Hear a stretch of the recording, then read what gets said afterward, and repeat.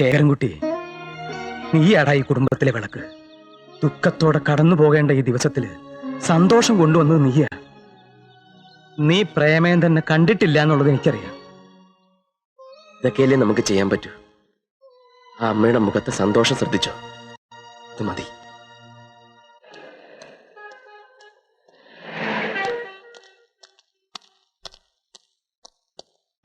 Mister Premendran, ഇത് പതിവ് programme ആണോ അതോ കുറ്റബോധം കൊണ്ടാണോ? എനിക്ക് അല്പം സംസാരിക്കാനുണ്ട്. വരൂ. സമ്മതിച്ചു തന്നിരിക്കുന്നു. തന്നെ ഇത്രയും കഠിന ഹൃദയനാക്കാൻ സഹായിച്ച തന്റെ ഭാര്യയും അമ്മായിയമ്മയും.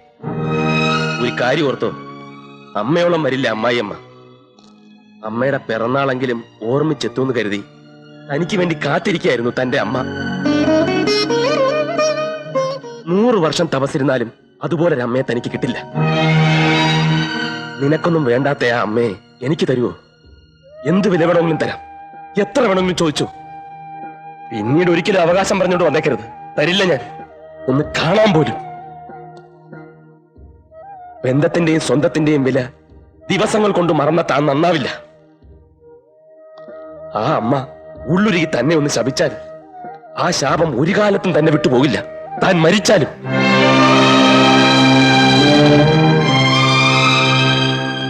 എനിക്കറിയാം തന്റെ അമ്മയ്ക്ക് അങ്ങനെ ശപിക്കാൻ കഴിയില്ലെന്ന്, അല്ലേ? ആ മനസ്സ് മുഴുവൻ സ്നേഹമാണോ, മക്കളോടുള്ള സ്നേഹം. ഒന്നോർത്തോ, അച്ചി വീട്ടിൽ ഇങ്ങനെ പുറത്താൽ ഒരു പട്ടിയുടെ വില പോലും ഉണ്ടാവില്ലെന്ന്.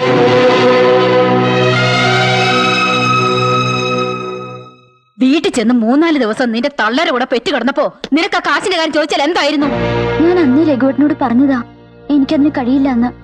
വീട്ടിലെ സ്ഥിതികളൊക്കെ അറിയാവുന്നതല്ലേ. ഓ, അത്രയ്ക്ക് മോശസ്ഥിതി ആണെങ്കിലേ എന്റെ മോന്റെ ജീവിതം തൊലയ്ക്കാനായിട്ട് നിന്നെ എന്തിനോടീ ഇങ്ങോട്ട് കെട്ടിയെടുത്തത്?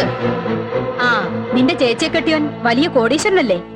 അയാളോട് ചോദിച്ചാ നിനക്ക് എത്ര വേണമെങ്കിലും കിട്ടുമെന്നാ പലരും പറഞ്ഞ കേട്ടത്. അയാളെ നിന്റെ വീട്ടിൽ വന്ന് കെട്ടിയതേ ചേട്ടത്തെ അനിത്യം കണ്ടിട്ടാണെന്നോ അറിയാം. അനാവശ്യം പറയരുത്. എന്റെ ഭർത്താവിന്റെ അമ്മ ആയതുകൊണ്ടാ ഞാൻ മറുത്തു പറയാത്തത്.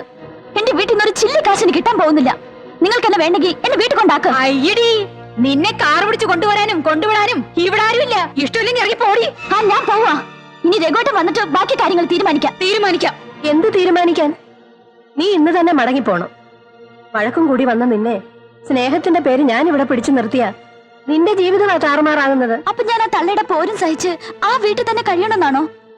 എന്നല്ല മോളെ, പെട്ടെന്നുള്ള ദേഷ്യത്തിന് എടുത്തു ചാടരുത്. ഞാൻ ശേഖരൻകുട്ടിയോടൊന്ന് സംസാരിച്ചു നോക്കട്ടെ. ശേഖരേട്ടനോടൊന്നും പറയണ്ട. അവര് ശേഖരേട്ടനെ പറ്റി വരെ അനാവശ്യം പറഞ്ഞു. സ്ത്രീക്ക് ഭൂമിയോളം ക്ഷമ വേണം, സഹനശക്തി വേണം. മോള് തിരിച്ചു ചെല്ലേ. അമ്മ എന്തെങ്കിലും ഒരു വഴി കാണാം. എന്ത് വഴി? ഒന്നുമില്ല. അവർ ചോദിക്കണ കാശ് കൊടുക്കണം, അല്ലെങ്കിൽ ആ പെങ്കൊച്ചിന് അവിടെ ഒരു സ്വൈര്യം ഉണ്ടാവില്ല. അമ്മ വന്ന് വിവരം പറയുമ്പോ ആ കണ്ണ് നിറഞ്ഞിരുന്നു. നിന്നോട് ചോദിക്കാതെ തീരുമാനിച്ചതായി വിചാരിക്കണ്ട. ഇത് 3 ലക്ഷം രൂപയുണ്ട്. നീ തന്നെ നിന്റെ അനിയത്തിയുടെ കാര്യം ഒത്തുതീർപ്പാക്കണം. ഇത് ഒത്തുതീർപ്പല്ല, ഒത്തുനിന്ന് പണം തട്ടിയെടുക്കാൻ നോക്കുന്നതാ. ഞാൻ അന്നേ പറഞ്ഞില്ലേ ഇങ്ങനെയൊക്കെ സംഭവിക്കുന്ന. അന്ന് ആന്റി പറഞ്ഞതൊക്കെ ശരിയാണെന്ന് എനിക്കിപ്പോ തോന്നുന്നു. ഇപ്പോഴും തോന്നലേ ഉള്ളൂ, വിശ്വാസമായില്ല അല്ലേ? പ്രഭാവതി രൂപയെന്ന് ആർക്കും കൊടുക്കണ്ട. ശേഖരൻകുട്ടി ചോദിച്ചാലേ കൊടുത്തു പറഞ്ഞാൽ മതി. കുട്ടിക്ക് നല്ലതിന് വേണ്ടിയാ ഞാൻ പറയുന്നത്. ശേഖരൻകുട്ടിയുടെ കാര്യത്തിലെ പ്രഭ കുറച്ചുകൂടെ പ്രാക്ടിക്കൽ ആവണം. എന്റെ മോള് രേണുവിനെ കണ്ട് പഠിക്കണം. നാട്ടുകാരും വീട്ടുകാരും ഒക്കെ പറയും പ്രേമേന്ദ്രൻ ഭാര്യയുടെയും ഭാര്യയുടെ വീട്ടുകാരുടെയും കൺട്രോളിലാണെന്ന്. ശരിയാ, ഒരു പരിധി വരെ. അതുകൊണ്ട് എന്താ, അവർക്കൊരു ലൈഫ് ഉണ്ടായി. ഇല്ലെങ്കിൽ സ്റ്റുഡിയോയിൽ നടത്തി ആ വീട്ടുകാരുടെ പിന്നാലെ അവൻ നടന്നേനെ. കൂടുതൽ സംസാരിച്ചിരിക്കാൻ എനിക്ക് സമയമില്ല. എന്റെ മോൻ മോഹന്റെ കല്യാണം ഉറപ്പിച്ചു. ഒരു കോടീശ്വരിയെ തന്നെയാ അവന് ഞാൻ ആലോചിച്ചിരിക്കുന്നത്. ക്ഷണിക്കാനായിട്ട് ഞാൻ അങ്ങോട്ട് വരുന്നുണ്ട്. അപ്പോ ഡീറ്റെയിൽ ആയിട്ട് സംസാരിക്കാം. പിന്നെ പണം കയ്യിൽ വെച്ച് കളയണ്ട, എന്നെ ഏൽപ്പിച്ചാ മതി. 1 വർഷം കൊണ്ട് ഡബിൾ ആക്കി ഞാൻ തിരിച്ചു തരാം. എന്തിനാ പ്രേമന്റെ കാര്യങ്ങളൊക്കെ ഫോണിലൂടെ പറയുന്നത്?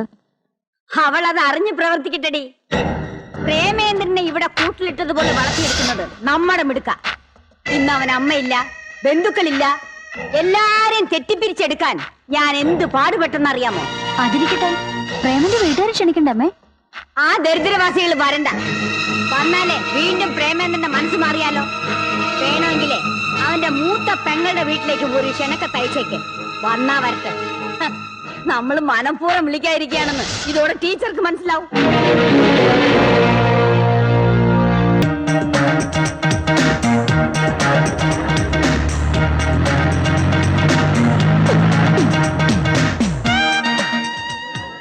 പറഞ്ഞു wish you A long and happy married life. മനസ്സിലായില്ലേ? ഇത് ശേരൻകുട്ടി നാഷണൽ എക്സ്പോർട്ടിന്റെ MD-യാ. പ്രേമേന്ദ്രന്റെ ബ്രദറിലെയാണ്. നമസ്കാരം. രേണുവിന്റെ ഹസ് എന്ത് ചെയ്യുന്നു? ഫോട്ടോഗ്രാഫറാ. അതെ അതെ അതെ, സിനിമയിലെ വലിയ ഫോട്ടോഗ്രാഫറാ. ശാലം പ്രേമേന്ദ്രന്റെ അമ്മയും കുട്ടിയൊക്കെ വന്നിട്ടുണ്ട്. ഗോപാല, ഇന്നേറ്റ് ചെയ്ത പലരും കയറി വരും. നോക്കിയും കണ്ടു വേണം അകത്ത് വിടാൻ കേട്ടോ.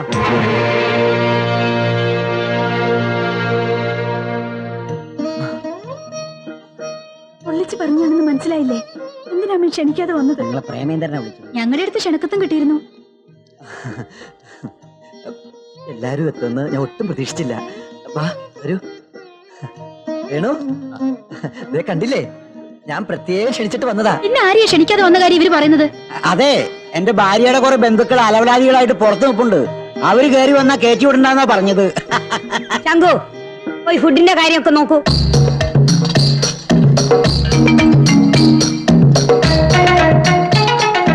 ഇത് കണ്ടിട്ട് എനിക്ക് മണ്ണിരേ ഓർമ്മ വരുന്നു.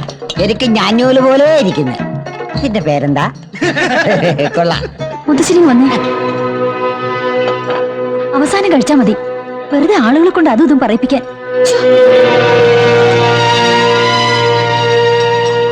ഞാൻ ഇതുവരെ വലിയ വലിയ ആൾക്കാരുടെ കല്യാണത്തിലൊന്നും പോയിട്ടില്ല.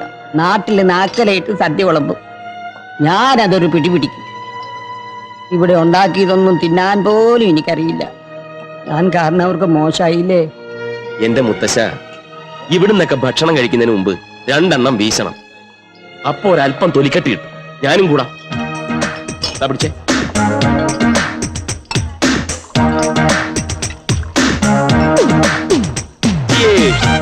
ആ,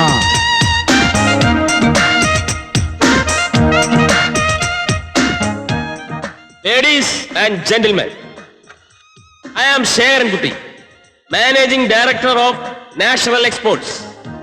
കൂടുതൽ എന്ത് പറയാനാ, ഞാൻ 2 എണ്ണം വീശിയിട്ടുണ്ട്. ക്ഷമിക്കണം. നിങ്ങളോട് 2 വാക്ക് സംസാരിക്കാൻ വേണ്ടിയാ ഞാൻ സ്വയം പരിചയപ്പെടുത്തിയത്. ഇവിടെ പ്രേമേന്ദ്രന്റെ അമ്മായിയമ്മ. ഓ, എന്താ അവരുടെ പേര്? ഒരു വല്ലാത്ത വിശാലാക്ഷി. വിശാലാക്ഷി. വിശാലാക്ഷി. വിശാലം, മിസ്സസ് വിശാലം. ഓ, മിസ്സസ് വിശാലം. അവരിവിടെ പലരെയും പരിചയപ്പെടുത്തുന്നതും സ്വീകരിക്കുന്നതും കണ്ടു. പക്ഷെ മനഃപൂർവ്വം ഒരാളെ മറന്നു, എന്റെ അമ്മായിയമ്മേ. അപ്പൊ നിങ്ങൾ ചോദിക്കും, എന്റെ അമ്മായിയമ്മയെ ഇവിടെ പരിചയപ്പെടുത്തേണ്ട പ്രസക്തി എന്താണെന്ന്. ഈ പൊടി, എന്റെ അമ്മായിയമ്മ എന്ന് പറഞ്ഞ നിന്റെ അമ്മയാ. നിന്റെ അമ്മയെ പരിചയപ്പെടുത്തുന്നത് എനിക്ക് അഭിമാനമാ, നാണക്കേടല്ല. ടീച്ചറമ്മ, ടീച്ചറമ്മ എവിടെ? ടീച്ചറമ്മോ, ടീച്ചറമ്മേ, ഇവിടെ ഉണ്ട്. ഇങ്ങോട്ടൊന്ന് വന്നേ.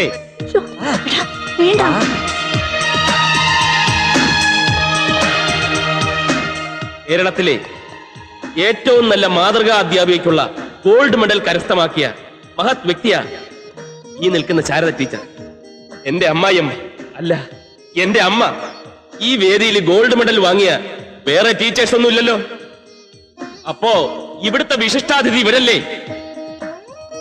ഇവരെ മാനിക്കാത്തത് തെറ്റല്ലേ? നമ്മുടെ സ്റ്റില്ലെന്തിയെ? ഞാനിവിടെ ഉണ്ട്. ഒരു മിനിറ്റ്, ഇപ്പൊ നീ ആരാ അയാൾ പറഞ്ഞോണ്ട് ഫോട്ടോ എടുക്കാൻ? Still photographer. നല്ല ഒന്നാന്തരം ഒരു ഫോട്ടോഗ്രാഫറാണ് ഈ വരുന്നത്. ദുരഭിമാനത്തിന്റെ പേരിൽ സ്റ്റുഡിയോ വരെ പൂട്ടിച്ചിട്ട് ഇപ്പൊ വീട്ടിലിരുത്തിരിക്കുക. അടിച്ച പണി മറക്കണ്ടോ, ഒരെണ്ണം എടുത്തോ. പിന്നൊരു കാര്യം, അങ്ങോട്ടും ഇങ്ങോട്ടും കശപിശ ഉണ്ടാക്കുമെങ്കിലും ഞങ്ങള് കുടുംബക്കാരൊന്നാണേ. ഞങ്ങളുടെ കൂട്ടത്തിൽ 4 അമ്മായിയമ്മമാരുണ്ട്. പ്രശ്നങ്ങൾ ഉണ്ടാക്കാനും അവസാനിപ്പിക്കാനും വേണ്ടി വന്ന 2 എണ്ണം കൊടുക്കാനും പ്രാപ്തിയുള്ള അമ്മായിയമ്മമാർ. ആശാണിയമ്മേ, ഒന്ന് വന്നേ. നാരായണിയമ്മേ, വന്നട്ടെ. വിശാലാക്ഷമ്മേ, വന്നട്ടെ വന്നട്ടെ. എല്ലാരും ഒന്ന് വന്നേ, ഒന്നിച്ചൊന്ന് നിന്നേ, ഒരു ഫോട്ടോ എടുക്കട്ടെ. ഇനി ഇങ്ങനെ ഒന്നിച്ചൊന്നൊരു ഫോട്ടോ എടുക്കാൻ ചിലപ്പോ പറ്റിയെന്ന് വരില്ല. ഇതോടെ എല്ലാം തെറ്റിപ്പിരിയുന്നാ തോന്നണത്. അമ്മേ അമ്മേ അമ്മേ അമ്മേ, ഒന്ന് നിന്നേ. സെപ്പറേറ്റ് എടുക്കാം, സെപ്പറേറ്റ് എടുക്കാം. അത് ഇതെടുക്ക്.